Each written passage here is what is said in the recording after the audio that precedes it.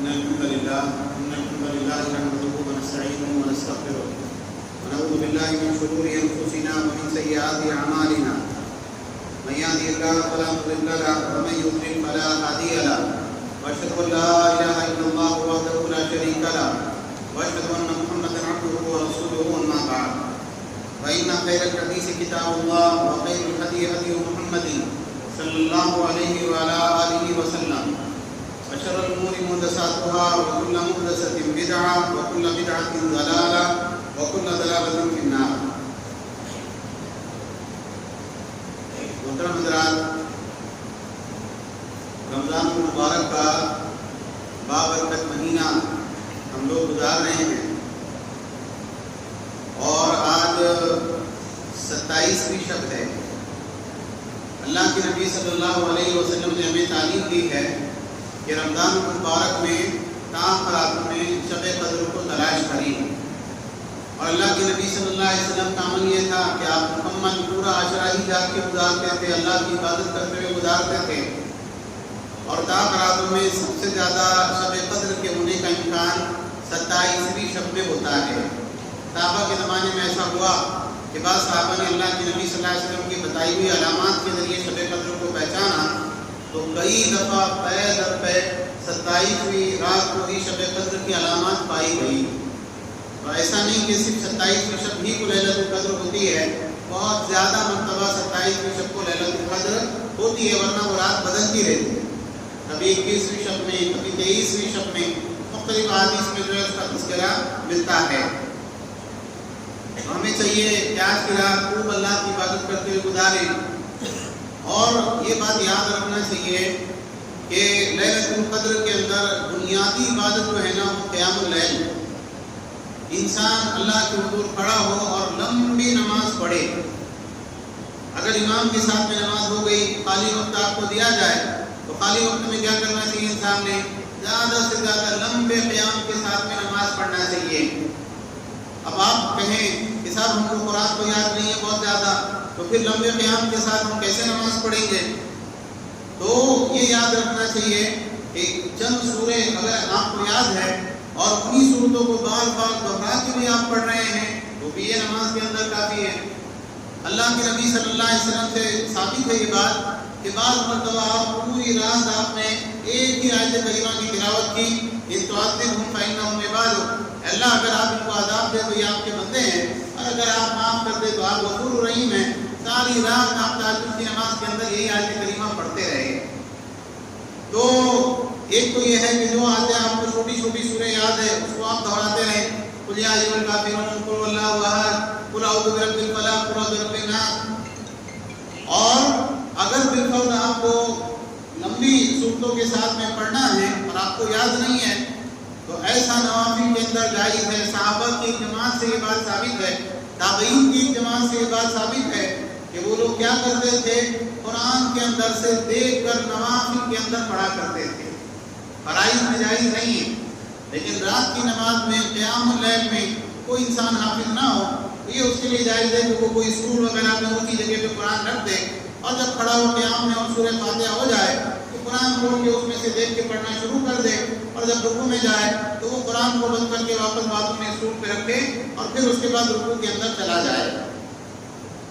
تو اس رات کو غفلت کے اندر نہیں گزارنا چاہیے. شیطان کے حکم میں سے ایک دھوکہ کیا ہے معلوم ہے آپ کو؟ بولے ہم عبادت نہیں کر سکتے، آپ کیا کرو؟ لمبی تقریر کرو، ایک تقریر کرو، اس کے بعد ہم کو تھوڑا وقفہ دو، ہم چائے پانی پی کے آتے، کھانا کھا کے آتے، پھر آپ تقریر کرو. تو بعض مرتبہ کیا ہوتا؟ آس پاس میں بولا دین کی باتیں ڈسکس کریں گے، ہم بیٹھو 4 لوگ، اچھا بتاؤ یہ کیا ہے، وہ کیا ہے، اس کے بارے میں کیا حکم ہے، اس کے بارے میں کیا حکم ہے. یہ سب شیطان کے دھوکے ہیں. اصل یہ ہے کہ انفرادی طور پر زیادہ سے زیادہ اللہ کی عبادت کرنا چاہیے. بہرحال آج کے مختصر سے درس میں جو موضوع ہم نے لیا ہے وہ یہ ہے کہ بندوں کے حقوق کی اہمیت کیا ہے. اب جب یہ موضوع ہم لوگ ڈسکس کرتے ہیں بعض مرتبہ تو کچھ لوگوں کا بولنے کا انداز کیسا رہتا؟ بولے اللہ کے حقوق میں کوتاہی نہیں کرے تو اللہ غفور رحیم ہے، اللہ معاف کرنے والا ہے، لیکن بندوں کے حق میں کوتاہی نہیں ہونا، یہ غلط نظریہ ہے. اللہ کے حق میں بھی کوتاہی نہیں کرنا چاہیے بندوں کے حق میں بھی کوتاہی نہیں کرنا چاہیے۔ اللہ کا سب سے بڑا حق کیا ہے؟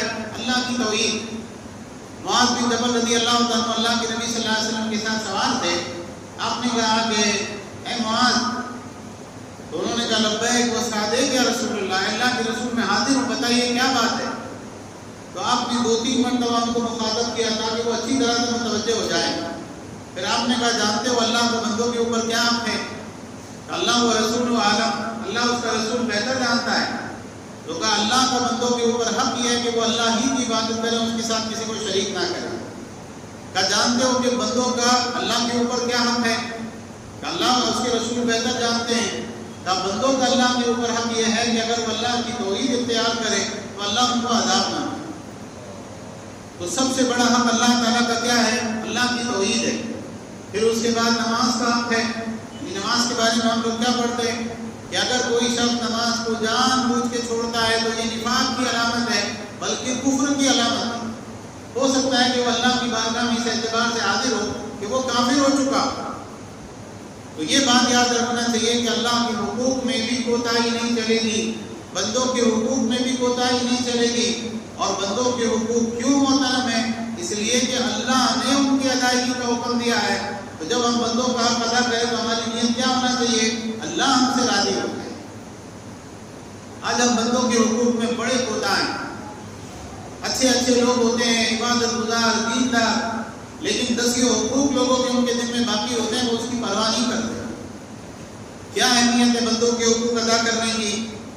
دیکھیے ایک حدیث ہے، اس کو امام احمد نے اپنی مسند میں ذکر کیا ہے، اور شیخ البانی رحمۃ اللہ علیہ نے صحیح ترغیب و ترہیب میں اس کو حسن قرار دیا ہے۔ کیا حدیث ہے؟ اللہ کے نبی صلی اللہ علیہ وسلم نے فرمایا یحشر اللہ العباد وهم بیدہ قبل الشام، اللہ بندوں کا حشر کرے گا، قیامت کے دن بندوں کو اٹھائے گا۔ اور آپ نے انگلی سے اشارہ کیا ملک شام کی طرف۔ ملک شام فلسطین کی جو زمین ہے، سیریا کی جو زمین ہے، کیونکہ اس وقت میں ملک شام بڑا ہوا کرتا تھا، یہ سارے علاقے اس کے اندر داخل تھے۔ تو کہا کہ اللہ تعالیٰ حشر کا میدان قائم کرے گا، بندوں کا حشر کرے گا۔ اور بندے کیسے آئیں گے؟ عراۃً غفاۃً غرلاً بہماً۔ کیا معنی ہے اس کے؟ عراۃً کے معنی ہوتے ہیں بالکل بھرے نہ بندے آئیں گے، کسی کے ہم کے اوپر کپڑے نہیں ہوں گے، قبر سے اللہ ان کو اٹھائے گا، وہ اسی حالت میں اللہ کے حضور حاضری کے لیے چلیں گے۔ غفاۃً ننگے پیر ہوں گے، اور غرلاً یعنی غیر مختون ہوں گے، جیسے بچہ پیدا ہوتا ہے ختنہ کے بغیر، ایسے ہوں گے۔ اور بہمن، صاحبہ نے پوچھا اللہ کے نبی بہمن کے کیا معنی ہے؟ آپ نے کہا لیس معہم شیء، ان کے پاس میں کچھ بھی نہیں ہوگا۔ یہ بڑی عبرت کی بات ہے۔ دنیا کے اندر ہمارا شان شوکت ٹھاٹ باٹ کیسا رہتا؟ کہیں بھی جا رہے تو بالکل جو ہے سامان اور پیسے اور روپے اور چپل اور جوتے اور کپڑے اور گاڑی اور گھوڑا، کیا کچھ نہیں ہوتا ہمارے پاس میں۔ اللہ کے پاس میں بڑے سے بڑا انسان کیسا آئے گا؟ بالکل بھرے نہ ہوں کے اللہ کے حضور حاضر ہوگا، پھر اللہ جس کے اعمال کے اعتبار سے چاہے گا اس کو کپڑا پہنائے گا۔ تو اللہ کے نبی صلی اللہ علیہ وسلم نے کہا لوگ ایسے حاضر ہوں گے۔ وَيُنَادِي مُنَادٍ بِصَوْتٍ يَسْمَعُهُ مَنْ بَعُدَ كَمَا يَسْمَعُهُ مَنْ قَرُبَ۔ ایک آواز دینے والا آواز دے رہا ہے۔ کون ہوگا وہ آواز دینے والا؟ معلوم ہے آپ کو؟ اللہ رب العالمین ہوگا۔ اور اللہ کے نبی صلی اللہ علیہ وسلم نے فرمایا کہ جو دور ہوگا وہ بھی اتنی ہی وضاحت کے ساتھ اس آواز کو سنے گا جتنا قریبی آدمی آواز کو سنے گا۔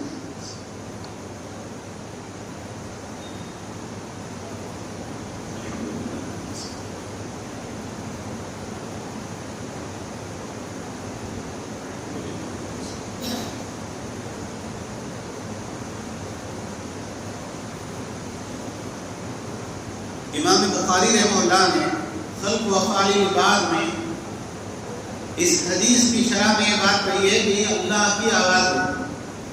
اللہ کی آواز کی یہ شان ہے کہ بندہ دور ہے، قریب ہے، سب اللہ کی آواز کو سنیں گے۔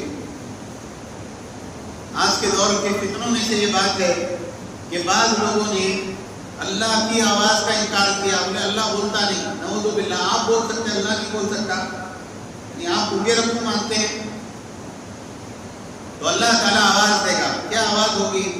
انا الملک الدیان، میں انصاف کرنے والا بادشاہ ہوں. لا ينبغي لأحد من أهل الجنة يدخل الجنة وأحد من أهل النار يطلبه بمظلمته. خبردار کوئی جنتی جنت میں نہیں جا سکتا یہاں تک کہ کوئی جہنمی کا اس کے بارے میں کسی ظلم کا مطالبہ ہو. اگر کسی جہنمی کو جو جہنم میں جانے والا ہے، کسی جنتی سے جو اپنے اعمال کی وجہ سے جنت میں جائے گا، اگر کسی جہنمی کو کسی جنتی سے بھی کوئی شکایت ہے تو وہ جنتی جنت میں داخل نہیں ہو سکتا جب تک اللہ اس ظلم کے بارے میں اس کا انصاف نہ کر دے. اور اللہ تعالیٰ فرمائے گا وَلَا يَنبَغِي لِأَحَدٍ مِّنْ أَهْلِ النَّارِ يَدْخُلُ النَّارَ وَأَحَدٌ مِّنْ أَهْلِ الْجَنَّةِ يَطْلُبُهُ بِمَظْلِمَتِهِ حَتَّى اللَّطْمَةَ. کوئی جہنمی جہنم میں نہیں جا سکتا یہاں تک اس کے بعد اگر اس کے بارے میں کسی جنتی کو کسی ظلم کا مطالبہ ہے کہ اللہ اس نے میرے اوپر ظلم کیا تھا، اور یہ اتنا بالکل ایسا معاملہ ہوگا کہ کسی نے کسی کو دنیا میں ایک تھپڑ بھی مارا تھا، اللہ تعالیٰ اس کا بھی انصاف کرے گا. صحابہ نے پوچھا کیفا وَإِنَّمَا نَأْتِي عُرَاةً غُرْلًا بُهْمًا. اللہ کے نبی اللہ انصاف کیسا کرے گا؟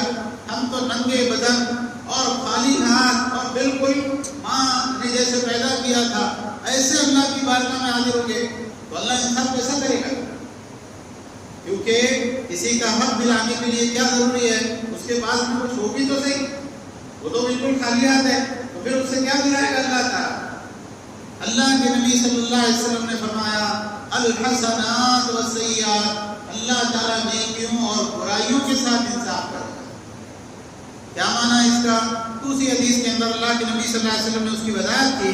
لمبی حدیث ہے، ہم اس کا آپ حدیث بتاتے ہیں کہ کوئی آدمی آیا مطالبہ لے کے، اللہ کے نبی اے اللہ اس نے مجھ کو گالی دی تھی، اے میرے رب اس نے مجھ کو مارا تھا، اس نے میری عزت کے ساتھ کھلواڑ کیا تھا، اس نے میرا مال کھایا تھا.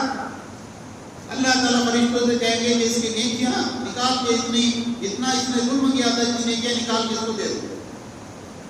اب ایک آدمی ہے، اس کے بعد دنیا بھر میں انسان زندگی بھر میں کتنے لوگوں کے ساتھ یہ معاملات کرتا ہے. ایک آیا، دو آیا، تین آئے، چار آئے، 100 آئے، 1000 آئے، اس کو دیا، اس کو دیا، اس کو دیا، اس کو دیا. فرشتے عرض کریں گے اللہ اس کی نیکیاں ختم ہو گئی، پھر بھی حقدار باقی ہے. تو اللہ رب العالمین کی طرف سے کہا جائے گا ان کے گناہ لو اور اس کے اوپر لا دو، جو اس کے ظلم ہے اس کے وقت ان کے گناہ لے کے اس کے اوپر لادے جائیں گے. اور جو آدمی پہاڑوں جیسی نیکیاں لے کے اللہ کے پاس میں حاضر ہوا تھا لیکن حقوق العباد کے اعتبار سے کوتاہی کرتا تھا، وہ گناہوں کے پہاڑ لے کر جہنم کے اندر پھینک دیا جائے. اتنا خطرناک معاملہ ہے حقوق العباد کا. ہم پرواہ کرتے اس کی غیبت کر دی، اس کے بارے میں چغلی کر دی، اس کو برا بول دیا، اس کے بارے میں کوئی بھی غیر محتاط بات زبان سے نکال دی، اللہ اکبر. اس کے بارے میں بول دیا ارے وہ تو ریاکار ہے، اس کے بارے میں بول دیا وہ تو جاہل ہے، اس کے بارے میں بول دیا ارے اس کی نیت خراب ہے. معلوم ہے آپ کو، آپ نے اس کا دل چیر کے دیکھا ہے. کسی سے پیسے لیے اس کو واپس نہیں کیے، کسی کے ساتھ کاروبار کیا اس کو دھوکہ دیا، کسی کے ساتھ جو ہے ظلم اور زیادتی کی، کسی کو گالی دی اس اعتبار سے کہ یہ کیا مجھ کو جو ہے میرا کیا جو ہے کر لے گا، اس اعتبار سے ستایا. ساری زندگی کا آپ حساب کریے، ایک بار بیٹھ کے کاپی پین لیں گے آپ کو معلوم ہوگا کتنے لوگوں کا بدلہ ہمارے سے نکلتا ہے. تو اللہ کے بندوں کے حقوق کے بارے میں اللہ تعالیٰ سے ڈرنا چاہیے، بہت ڈرنا چاہیے. 3 طرح کے حقوق انسان کے دل میں عام طور سے ہوتے ہیں. جان کا حق، آپ نے کسی کو مارا پیٹا، کسی کا ہاتھ توڑ دیا، کسی کا دانت توڑ دیا یا کسی کی جان لے لی. مال کا حق، کہ آپ نے کسی کا مال ناحق دبا لیا اور اس کا مال اس کو واپس نہیں کیا. اور عزت اور آبرو کا حق، آپ نے کسی کو گالی دی، کسی کو برا بھلا کہا، کسی کے اوپر جھوٹا الزام لگایا، تہمت لگائی. یہ عام طور سے 3 حق ہے جو لوگ جس کے بارے میں کوتاہی کرتے ہیں. اللہ کے رسول صلی اللہ علیہ وسلم نے اپنی امت کو خاص اس کی تاکید کر کے گئے حجۃ الوداع کے خطبے میں آپ نے کیا کہا تھا؟ ایک دوسری حدیث ہے، اس میں آپ نے کہا کل المسلم علی المسلم حرام دمہ و مالہ و عرضہ، ہر مسلمان دوسرے مسلمان پہ حرام ہے، اس کا خون بھی حرام ہے، اس کا مال بھی حرام ہے، اس کی عزت و آبرو بھی حرام ہے۔ اور حجۃ الوداع کے خطبے میں آپ نے کہا تھا ان دماءکم واموالکم واعراضکم علیکم حرام کحرمت یومکم ھذا فی شہرکم ھذا فی بلدکم ھذا، لوگوں تمہارے خون، تمہارے مال، تمہاری عزت و آبرو ایک دوسرے پر ایسے ہی حرام ہے جیسے آج کا دن محترم ہے، یہ مہینہ محترم ہے اور یہ مقام محترم ہے۔ تو ہم لوگوں کو چاہیے کہ ہم لوگوں کے حقوق کے بارے میں بہت دھیان رکھیں۔ کسی کو قتل کرنا یہ کتنا بڑا گناہ ہے اللہ کے نزدیک۔ اللہ کے نبی صلی اللہ علیہ وسلم نے فرمایا مسلمان اپنے دین کے بارے میں وسعت میں ہوتا ہے، وہ گناہ کرتا ہے، اللہ سے معافی مانگ لیتا ہے، اللہ اس کو معاف کر دیتا ہے، اللہ تعالیٰ اس کی نیکیوں کی وجہ سے اس کی مغفرت کرتا رہتا ہے جب تک وہ حرام خون نہ بہا لے۔ کسی کوئی مظلوم کو ناحق قتل کر دیا، اب اس کے بعد میں دین کے اعتبار سے اللہ کی طرف سے جو فراغی تھی اس کے لیے ختم ہوگا۔ اور مسلمان کا خون اتنا محترم ہے کہ آپ صلی اللہ علیہ وسلم نے فرمایا اگر دنیا کی ساری مخلوقات ایک مسلمان کے نام خون بہانے کے اندر شریک ہو، سارے انسان مل کے ایک آدمی کو ناک مارے، تو اللہ کے نبی صلی اللہ علیہ وسلم نے کیا فرمایا؟ آپ نے فرمایا اللہ سب کو ہم کو جہنم کے اندر ڈال دے۔ آج دنیا میں بہت سارے ایسے لوگ جو قاتل ہیں، جو ظالم ہیں، جنہوں نے لاکھوں مسلمانوں کا خون بہایا ہے۔ انسان کیا بولتا؟ اپنے کو اتحاد کرنا ہے، اپنے کو شیعہ سنی تفریق نہیں کرنی ہے، لوگ ظالموں کو کلین چٹ دیتے ہیں، ان کو ڈرنا چاہیے اللہ تعالیٰ سے۔ بہرحال خون محترم ہے، اور اس بارے میں شریعت نے اتنی تاکید کی ہے کہ اللہ کے نبی صلی اللہ علیہ وسلم نے فرمایا اگر کوئی آدمی اپنے بھائی کی طرف ہتھیار سے اشارہ نہ کرے، ایسا نہ ہو کہ شیطان اس کے ہاتھ کو بہکا دے اور وہ ہتھیار اس کو لگ جائے، اس کی وجہ سے وہ جہنم کے گڑھے میں جا گیا۔ بعض حدیث میں اللہ کے نبی صلی اللہ علیہ وسلم نے فرمایا کہ جو اپنے بھائی کی طرف لوہے سے اشارہ کرتا ہے تو فرشتے اس کے اوپر لعنت کرتے رہتے ہیں جب تک وہ اس ہتھیار کو رکھ نہ دے، اگرچہ وہ اس کا ماں شریف اور باپ شریف بھائی کیوں نہ۔ مذاق میں بھی آپ نے کسی کو چھری دکھائے، فرشتے لعنت کرتے ہیں کہ کس پر لعنت ہو، تو یہ کام کر رہا ہے۔ تو مسلمان کی جان بہت محترم ہے۔ دوسری بات یہ ہے کہ مال کا حق کیا ہے؟ سب سے زیادہ کوتاہی آج کے دور میں یہ دو چیزوں میں، مال کے حق میں اور عزت اور آبرو کے حق میں۔ بہت سارے لوگ مالی اعتبار سے پرواہ نہیں کرتے، کسی کا لے لیا اور واپس ہی نہیں کیا قرض۔ بعض مرتبہ دکاندار ہوتے ہیں، چھوٹے موٹے قرضے ہوتے ہیں ان کے کہ بھئی آپ کے پاس تیز نہیں ہے، چاہے تو 10 روپے آپ نے بعد میں دے دینا۔ وہ دکاندار گاہک کو بولنے سے اس لیے ڈرتا ہے کہ اگر میں نے ان کو بول دیا تو ان کو برا نہ لگ جائے، ارے ایسا آپ ہم کو یاد دلا رہے، تو پھر کیا کرنا دکاندار؟ کسٹمر ہے وہ آتا رہے، چلو اسے کما لیں گے لیکن جانے دو وہ رقم، اس کو مت بتاؤ۔ انسان پرواہ نہیں کرتا۔ تو مالی حق کے اعتبار سے بات یاد رکھنا چاہیے کہ اس میں بہت سارے راستے ہیں۔ تدفیف، انسان اپنا کام نہ کرے اور تنخواہ پوری لے۔ قرض جو ہے لے اور واپس نہ کرے۔ اللہ کے نبی صلی اللہ علیہ وسلم نے ایک صحابی آئے، کہا اللہ کے نبی شہادت اگر کسی کی ہو تو کیا اس کی وجہ سے اللہ سارے گناہ کو معاف کر دیتے؟ صغیرہ کبیرہ۔ اللہ کے نبی صلی اللہ علیہ وسلم نے فرمایا اللہ سارے گناہ کو معاف کر دیتا ہے۔ اب اس کے بعد میں کیا ہوا؟ وہ جانے لگے، آپ نے ان کو آواز دے کے بلایا اور کہا قرضہ معاف نہیں ہوتا، ابھی جبریل آ کے مجھ کو بول کے گئے قرضہ لیا ہے تو قرضہ دینا پڑے گا، یا تو دنیا میں دینا پڑے گا یا آخرت میں اپنی نیکیوں کے ساتھ دینا پڑے گا۔ تو قرض لے کر واپس نہ کرنا، مزدور سے کام پورا لینا، اس کی مزدوری نہیں دینا۔ اچھا ٹھیک ہے آپ یہ کام کرو، ہم آپ کو 2000 روپے دیں گے۔ نہیں یار اتنا تھوڑی ہوتا ہے، کام کرو 1500 روپے لے جاؤ۔ بلا وجہ کسی بہانے سے اس کی مزدوری کٹ کر لینا، تو یہ ایک بہت بڑا جرم ہے، وراثت میں اپنے بھائی بہنوں کے حصے کے اوپر قبضہ جما لینا، یتیم بچوں کے حصے کے اوپر قبضہ جما لینا، کرایہ دار کا مکان پہ قبضہ کر لینا۔ 50 سال سے ہم رہتے آ رہے، کرایہ دینا بند کر دیے، کیا ہوا؟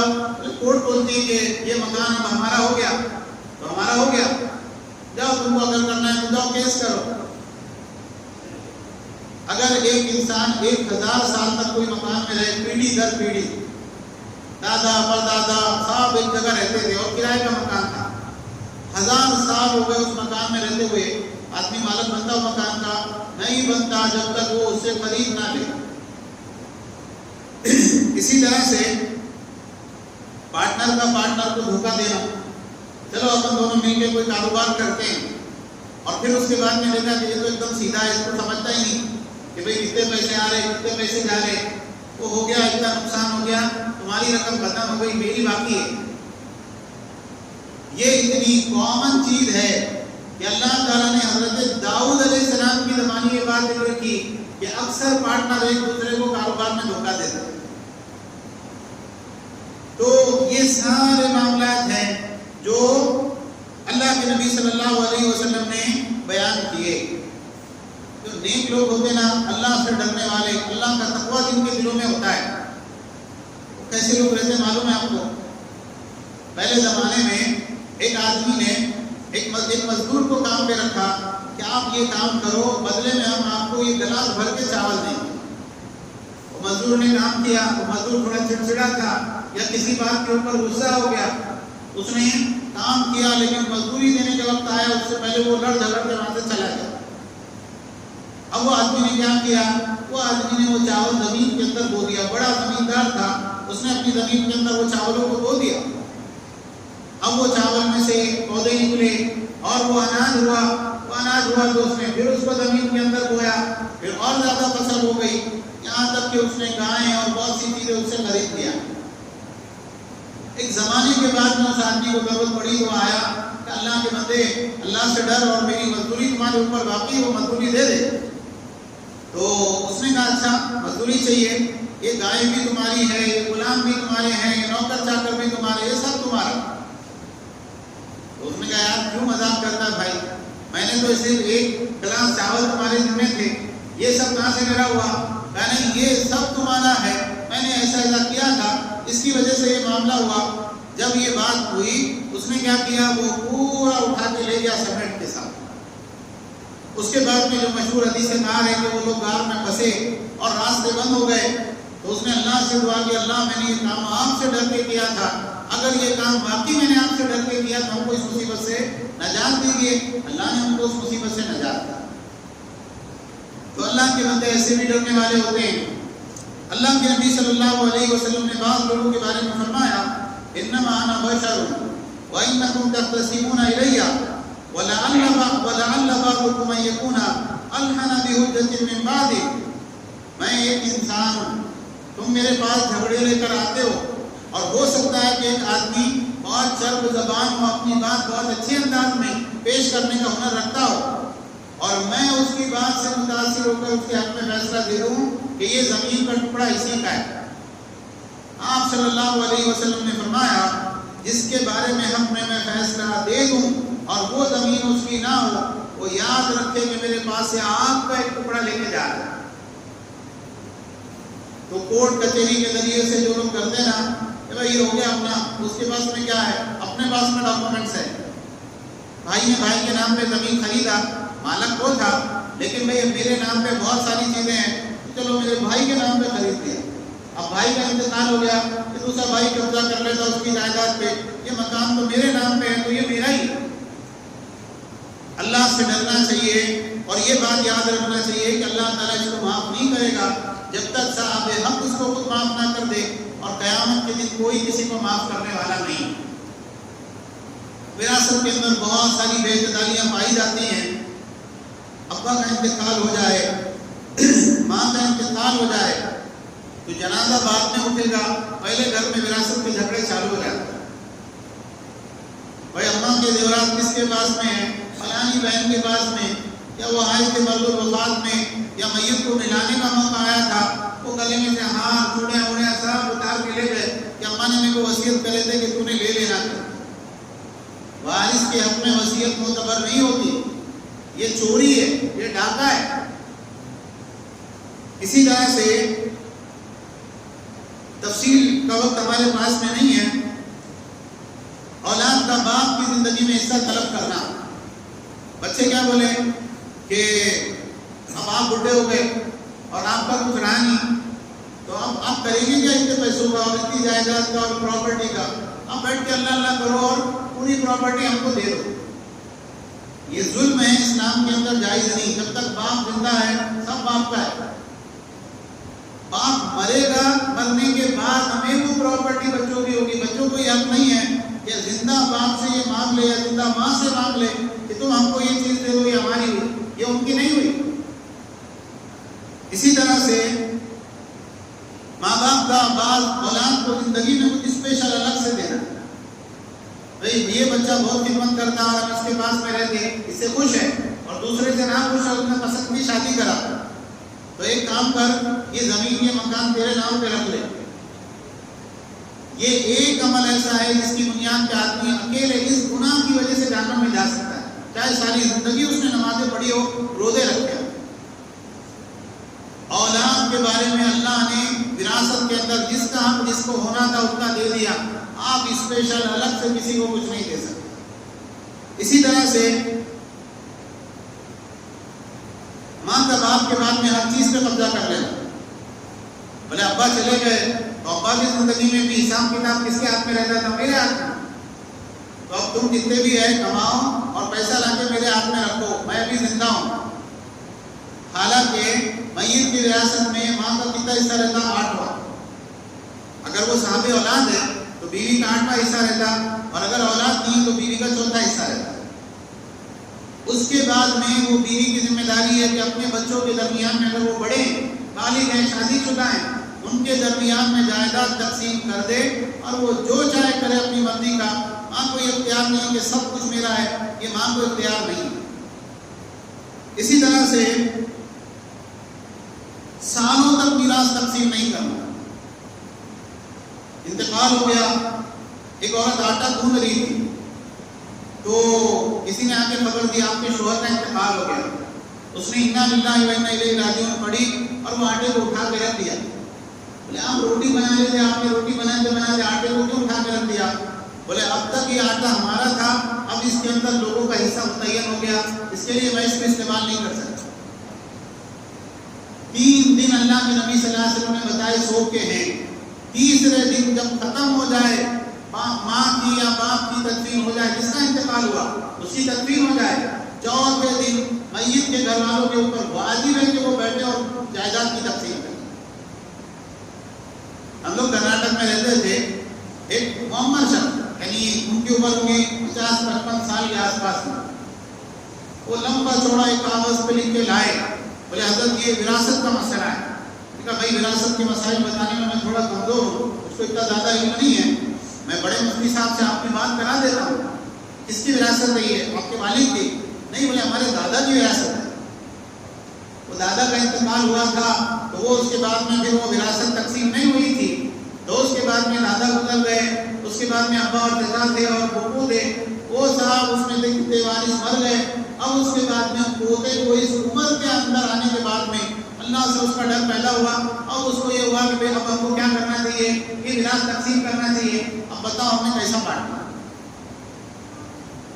تو یہ ساری جو ہے اس کے اندر بہت ساری لمبی لسٹ ہے کہ بھائیوں کا بہنوں کو حصہ نہ دینا کامن بات ہے کہ ہم نے تم کو جائز بہت دیے تھے اور شادی تمہاری بڑی دھوم دھام سے کی، جب تمہارا کوئی حصہ نہیں۔ بالکل بکواس بات ہے۔ بہنوں کا جو حصہ اللہ نے متعین کیا بھائی سے آدھا حصہ، بھائی کے اوپر فرض ہے کہ وہ بہن کا حصہ دے، اگر نہیں دے رہا وہ حرام کھا رہا ہے ساری زندگی کا۔ اسی طرح سے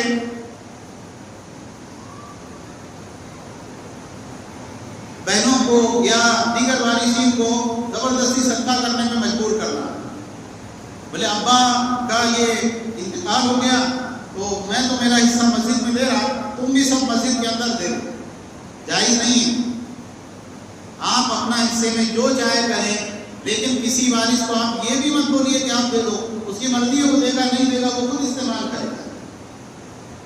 تو اگر یہ رزق گنانے جائے تو رات ختم ہو جائے، اتنا سارے اس کے اندر وراثت کے مسئلے میں اتنی کوتاہیاں ہمارے یہاں پائی جاتی ہیں۔ بہت ایک کامن بات ہے، بھائی کا انتقال ہوا تو بھائی کیا بولتا، بھابھی آپ رہو آئیں گھر میں، زندگی بھر آپ کو کوئی کام کرنے کی ضرورت نہیں، آپ کے بچوں کی شادیاں ہم کریں گے اور ان کو لکھائیں گے پڑھائیں گے، پورا خرچہ ہم کریں گے، اور آپ بالکل شان سے رہو جیسے آپ اپنے شوہر کی زندگی میں یہاں رہتے ہیں۔ مقصد کیا رہتا؟ مقصد یہ رہتا کہ یہ بھائی کی وراثت میں جو ان کا حصہ نکلنے والا ہے نا، یہ حصہ ان کو نہ جائے، اور یہ حصہ کس کے پاس رہے؟ میرے پاس میں رہے۔ اگر بھائی کی شادی تھی اور بیوی اور اس کی اولاد ہے، اولاد نرینہ ہے اور بچے اور بچیاں ہیں، تو بھائی کا حصہ تو بنتا ہی نہیں۔ بھائی کس اعتبار سے وہ جائیداد پر قبضہ کر رہا ہے؟ اس کی ذمہ داری ہے کہ جو اس کے بھائی کی جائیداد ہے وہ پوری اٹھا کر اس بیوہ کے پاس میں جو اس کا حصہ بنتا ہے، آٹھ کا حصہ وہ اس کو دے، اور جو بچوں کا حصہ بنتا ہے وہ بچوں کو دے۔ تو یہ سارے معاملات میں اللہ تعالیٰ سے بہت ڈرنا چاہیے۔ اس کی دلائل بھی ہے لیکن وقت نہیں ہے۔ آخری بات انشاءاللہ ہم ختم کریں گے۔ سب سے بڑی چیز ہے عزت اور آبرو کا حق۔ مال اگر انسان کو نہ ملے انسان برداشت کر لیتا ہے، لیکن اگر کوئی اس کی عزت اور آبرو کے اوپر کیچڑ اچھالے، تہمت لگائے، جھوٹا الزام لگائے، آدمی اس کے اوپر برداشت نہیں کرتا، ساری زندگی اس کو تکلیف ہوتی ہے کہ اس نے میرے بارے میں یہ جھوٹا الزام لگایا تھا۔ اللہ کے نبی صلی اللہ علیہ وسلم نے فرمایا، ان من ارب الربا الاستدالۃ فی ارض المسلم بغیر حق۔ سب سے بڑا سود یہ ہے کہ انسان کسی کی عزت اور آبرو کے بارے میں ناحق اپنی زبان کھولے۔ بیاج کھانے سے ڈرتے نا، نہیں بھائی یہ بیاج کے پیسے ہیں، یہ بینک کے اندر اتنا انٹرسٹ آیا مولانا ہم نے کام خرچہ کرنا، بہت سارے لوگ پوچھتے ہیں۔ سب سے بڑا سود خور کون ہے؟ جو مسلمان کی عزت اور آبرو میں ناحق زبان کھولتا ہے، وہ سب سے بڑا سود خور ہے۔ ایسا گناہ گار ہے جیسا سود کھانے والا گناہ گار ہے۔ عبداللہ بن عباس رضی اللہ تعالیٰ عنہ کے زمانے کا ایک واقعہ ہے۔ ایک آدمی نے ان کی دعوت کی، حضرت آپ آؤ شام میں کھانا کھاؤ ہمارے یہاں۔ ٹھیک ہے آ جائیں گے کھانا کھانے کے لیے۔ دعوت اگر کوئی دے تو دعوت قبول کرنا اللہ کے نبی صلی اللہ علیہ وسلم کی سنت ہے۔ آپ مسلمانوں کی دعوتوں میں بھی جاتے تھے، بعض مرتبہ کافر دعوت دیتے، آپ ان کی دعوت میں بھی شریک ہوتے تھے۔ یہودیوں نے دعوت دی جو مسلمانوں کے بڑے دشمن ہیں، اللہ کے نبی صلی اللہ علیہ وسلم ان کی دعوت میں بھی گئے۔ تو عبداللہ بن عباس رضی اللہ عنہ کو کسی نے دعوت دی، آپ آئیے ہمارے گھر پہ کھانے کے لیے۔ عبداللہ بن عباس رضی اللہ عنہ کا ٹھیک ہے ہم آئیں گے۔ وہ آئے، اور بھی دیگر لوگ موجود تھے، اور ایک بانی تھی جو دسترخوان کے اوپر کھانے کی چیزیں لالا کے لوگوں کے سامنے رکھ رہی تھی۔ تو ایک نوجوان کو، اس گھر کے مالک کو یا اس کے خاندان کے کسی فرد کو اس کے اوپر غصہ آیا۔ اس نے کہا کہ یا دانیہ، وہ بدکار عورت، کوئی بات اس نے کہی کہ ہٹ یہاں سے، یا ایسا کوئی جملہ اس نے کہا تو اس نے اس کو کیسے پکارا؟ یا زانیہ، ہے بدکار عورت۔ باندھی تھی، اس کا انتقام اور بدلہ لینے والا کوئی نہیں تھا، اس کا مالک وہ خود تھا جس کے گھر میں دعوت تھی۔ عبداللہ بن عباس رضی اللہ تعالیٰ نے فرمایا کہ ماں ان لم تعدک فی الدنیا تعدک فی الآخرہ۔ اس کو جھڑکا انہوں نے اور کہا کہ اگر تجھے دنیا کے اندر بہتان لگانے کی حد نہیں لگے گی نا، کسی کے اوپر جھوٹا الزام لگانے کی سزا کیا ہے؟ 80 کوڑے۔ تو اگر تجھے دنیا کے اندر حد نہیں لگ رہی، اللہ قیامت کے دن سب لوگوں کے سامنے تجھے حد لگائے گا۔ قیامت میں اس کا جو بدلہ ملنا ہے نیکیوں اور برائیوں کے ذریعے وہ تو ملنا ہے، لیکن اس سے پہلے کیا ہوگا؟ 80 کوڑے قیامت کے دن فرشتے تجھ کو لگائیں گے۔ کیوں؟ دنیا کے اندر تم نے ایک معصوم عورت کے بارے میں ایسی بات کہی۔ ہم لوگ پرواہ نہیں کرتے، گالیاں دیتے ہیں، برا بھلا بولتے ہیں، کسی کے بارے میں بھی کچھ بھی جھوٹ بولتے ہیں، تہمتیں جو ہے شیئر کرتے ہیں، افواہوں کے اوپر یقین کرتے ہیں، بہت کچھ ہم کر لیتے ہیں۔ آخری بات انشاءاللہ ہم ختم کریں گے، بہت لمبا نہیں لیں گے۔ ایک مرتبہ عمر بن خطاب رضی اللہ تعالیٰ عنہ ابو بکر صدیق کے گھر آیا تو کیا دیکھا؟ ابو بکر رضی اللہ تعالیٰ عنہ اپنی زبان پکڑ کے اس کو مروڑ رہے ہیں، افسوس کرتے ہوئے بیٹھے ہیں اور بالکل اپنی زبان کو کھینچ رہے ہیں. تو عمر بن خطاب رضی اللہ عنہ نے کہا کیا ہوا؟ انہوں نے کہا ان ھذا اوردنی الموارد، یہ چیز نے مجھ کو بڑے بڑے گڑھوں میں ڈالا. انسان اپنی زبان سے ایک بات بولتا ہے نا، اللہ کی ناراضگی کی ہوتی ہے، اس کو پرواہ نہیں ہوتی اس بات کی، اللہ قیامت تک کے لیے اپنی ناراضگی اس کے لیے لکھ دیتا ہے. اور انسان اپنی زبان سے ایک بات بولتا ہے اور وہ بات 10 سال کے بعد 20 سال کے بعد پلٹ کے اس کے اوپر آتی ہے. آپ کسی کے بارے میں غلط بات کہیں، اللہ آپ کو خود اس غلطی کے اندر مبتلا کر دیتا ہے، آپ کو شعور بھی نہیں ہوتا. تو آج رمضان مبارک کی اس رات میں اور اس بابرکت موقع پر ہم یہ عہد کریں، اللہ سے یہ وعدہ کریں، سچی توبہ کریں جو غلطی ہم سے ہو گئی، اور جن لوگوں سے ہم معافی مانگ سکتے ہیں، اپنے جو ہے ان سے تلافی کر سکتے ہیں ان کے حقوق کی، ہم ان کے ساتھ معافی تلافی کا معاملہ کریں. اس میں غلطی کیا ہوتی ہے لوگوں کی؟ کسی نے کسی کا حق دبا لیا اور بعد میں بولے اللہ کے لیے ہم کو معاف کر دو. اگر کسی کا حق آپ کے ذمہ ہے اور آپ لوٹا سکتے ہیں تو پہلے اس کا حق لوٹائیں، اس کے بعد معافی مانگیں. اور اگر جو ہے حق لوٹانے کا معاملہ نہیں ہے، کوئی بات تھی جس سے کوئی چڑ گیا تھا، کسی کو برا لگ گیا تھا، کسی کے بارے میں کوئی غلط بات آپ نے کہہ دی تھی، آپ اس سے ملے گئے اللہ کے لیے آپ مجھے معاف کر دیں، چلو ہم جھگڑا ختم کرتے ہیں اور یہ معاملات بہتر کرتے ہیں، یہ معاملہ آپ کریں.